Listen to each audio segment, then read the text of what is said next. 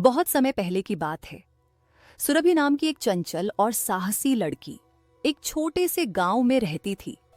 सुरभि को कहानियां सुनना और रोमांच पर जाना बेहद पसंद था।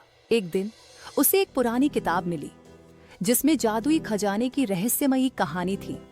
यह खजाना एक गहरे जंगल में छुपा हुआ था और उसे ढूंढने के लिए कई कठिनाइयों और चुनौतियों का सामना करना पड़ता। सुरभि ने ठान लिया कि वह इस खजाने की खोज करेगी। उसने कुछ सामान बांधा और अपनी दोस्त रोहन को इस मजेदार रोमांच के लिए अपने साथ चलने को कहा। दोनों ने मिलकर उस रहस्यमयी जंगल की ओर यात्रा शुरू की।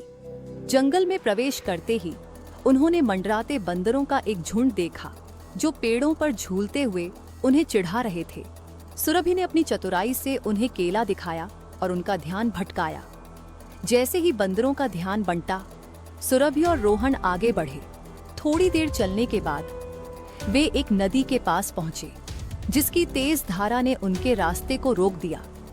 बिल्कुल पास में एक पुराना लटकता हुआ पुल था, लेकिन वह टूटने के करीब था।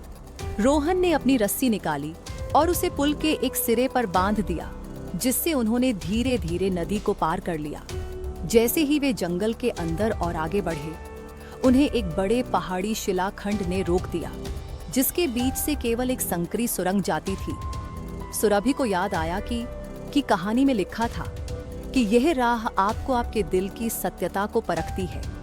उसने पूरे विश्वास के साथ सुरंग में कदम रखा और रोहन ने उसका अनुसरण किया। सुरक्षित बाहर निकलते ही उन दोनों ने राहत की सांस ली। आखिरकार उन्होंने एक विशाल पेड़ के नीचे पहुंचा जो कहानी के अनुसार खजाना छुपाए हुए था। उत्सुकता से धरती पर खुदाई करने पर उन्होंने एक बक्सा पाया जिसमें बहुमूल्य गहने और सिक्के थे। सुरभि और रोहन ने न केवल खजाना पाया बल्कि साहस, दोस्ती और दृढ़ संकल्प का भी खजाना अर्जित किया। इस रोमांचक सफर ने उन्हें सिखाया कि असली खजाना हमेशा बाहरी चीजों में नहीं होता, बल्कि आपके अनुभव और यात्रा के दौरान मिलने वाले रिश्तों और सीख में छिपा होता है। और इस तरह से सुरभि और रोहन की कहानी हर बच्चे के दिल में रोमांच और खोज की खुशी का राजस बनकर रह गई।